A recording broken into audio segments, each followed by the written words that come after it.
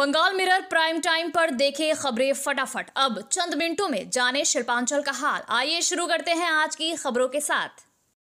कुल्टी के चीनाकोड़ी में micro finance company के मालिक उमाशंकर चौहान हत्याकांड में पुलिस ने उमाशंकर चौहान के एजेंट शिवनाथ रजक और हत्या को अंजाम देने वाले दीप बौरी को गिरफ्तार कर लिया है। आपको बता दें कि शिवनाथ उमाशंकर की कंपनी में लोन की वसूली का काम किया करता था, लेकिन जो पैसे वसूले जाते थे उसका एक बहुत बड़ा हिस्सा वो उमाशंकर तक पहुंचने नहीं देता था। लेकिन जब उमाशंकर को इस बात का पता चला तो शिवनाथ ने उमाशंकर को हमेशा के लिए इस दुनिया से हटाने की योजना बनाई।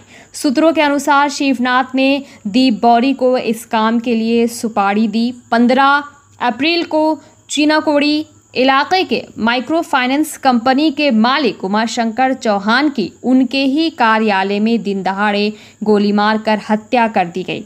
आज कुल्टी थाना अंतर्गत न्यामतपुर फाड़ी की पुलिस ने दोनों आरोपी शिवनाथ और दीप को अदालत में पेश किया। मुख्यमंत्री ममता बनर्जी ने बर्दवान पूर्व लोकसभा क्षेत्र की उम्मीदवार शर्मिष्ठा सरकार और बर्दवान दुर्गापुर लोकसभा क्षेत्र के उम्मीदवार कृति आजाद के समर्थन में पूर्वी बर्दवान के गलसी विधानसभा के तिलडांगा मैदान में चुनावी सभा को संबोधित किया। सुनिए क्या कहा तृणमूल सुप्रीमो ने।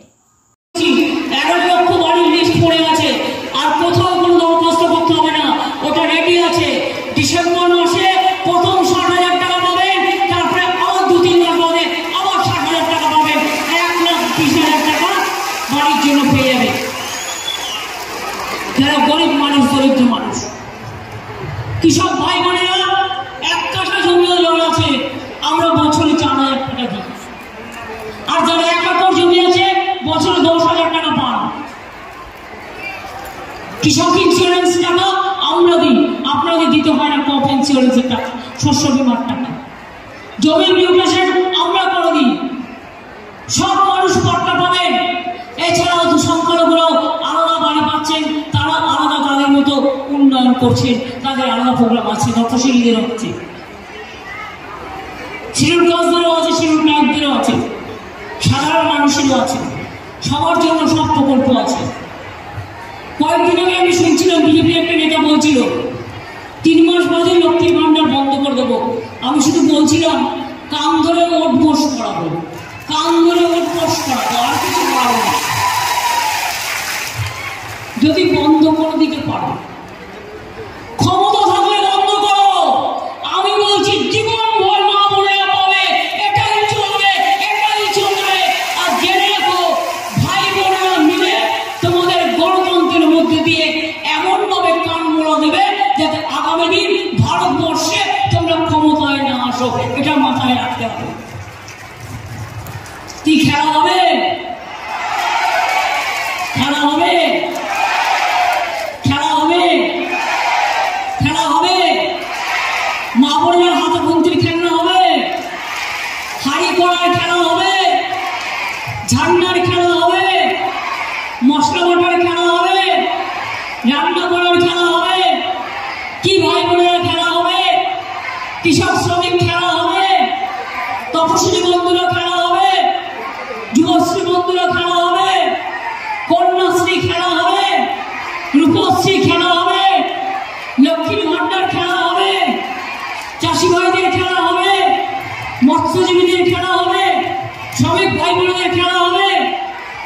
তাহলে মনে রাখবেন সবটাই আপনারা শুনেছেন আমাদের কথা। জয় হিন্দ, বন্দে মাতরম, খোদা হাফেজ, ইনশাআল্লাহ, তপশিলি বন্ধু জিন্দাবাদ, জোহার। আপনারা সকলে ভালো থাকুন। জয় বাংলা, জয় বাংলা, জয় বাংলা।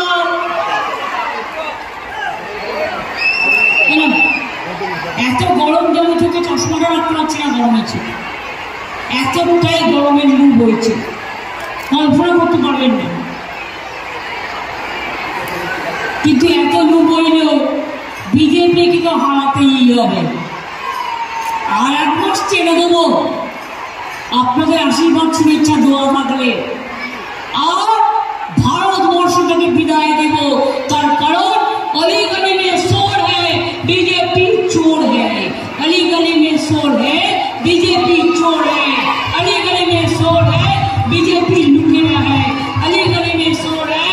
বিজেপি মাফিয়া, এদের ভোট দেবেন না। অনেক ধন্যবাদ ইন্দ্রনীল। আমি একটু আপনাদের সংস্কৃতিকে বাংলার সংস্কৃতির সাথে মিলিয়ে দেব। মা বোনেরা একটু অনুধ্বনি হয়ে যান, সংখ্যালঘু বোনেরা একটু আল্লাহর কাছে দোয়া, ভাইরা একটু তালি, ওই ছাত্র জনগণ। बर्दवान दुर्गापुर लोकसभा क्षेत्र के भाजपा उम्मीदवार दिलीप घोष ने भव्य जुलूस के साथ अपना नामांकन पत्र दाखिल किया। बर्दवान रेलवे स्टेशन चौक से कचहरी रोड तक भव्य जुलूस के साथ नामांकन करने पहुंचे। उनके साथ भाजपा केंद्रीय समिति सदस्य राहुल सिन्हा और पूर्वी बर्दवान जिलाध्यक्ष अभिजीत थे। जुलूस में दिलीप घोष डमरू बजाते दिखे। आइए सुनते हैं नामांकन के बाद क्या कहा। पहली झांकी है, पूरी फिल्म बाकी है। तो आज কর্মীরা প্রথমবার রাস্তায় নামলেন। আমরা জানি প্রচন্ড গরম, রোদ্দুর। আমার বরিষ্ঠ, আমার আগে যিনি সভাপতি ছিলেন মাননীয় রাহুল দাও আজকে আশীর্বাদ দেওয়ার জন্য আমার সঙ্গে এসেছেন। এছাড়া আমার বহু পুরনো পার্টির নেতা সব সঙ্গে থেকেছেন। ভারতীয় জনতা পার্টি একটা পরিবার হিসেবে লড়াই করি। বড়দের আশীর্বাদ, ছোটদের উৎসাহ নিয়ে আমরা লড়াই করব। আর আজ বর্ধমান টাউনের লোক যেভাবে রেসপন্স করেছেন, বাস দাঁড়িয়ে গেছে, গাড়ি দাঁড়িয়ে গেছে, ড্রাইভার, প্যাসেঞ্জার, দোকানদার, খরিদ্দার, নির্মাণ কর্মী 5 তলা থেকে হাত দেখাচ্ছে, মিউনিসিপ্যালিটি স্টাফ। আমি দেখলাম কোনো বাড়ি নাই, কোনো জায়গা নেই যেখানে মানুষ নাই, রাস্তার দুই দিকে। এতে বোঝা যাচ্ছে বর্ধমানে বিজেপিকে সর্বোচ্চ ভোটে এনারা জিতাবেন। পশ্চিমবাংলার মধ্যে 1 নম্বর সিট হবে বিজেপি, এটা জিতবে।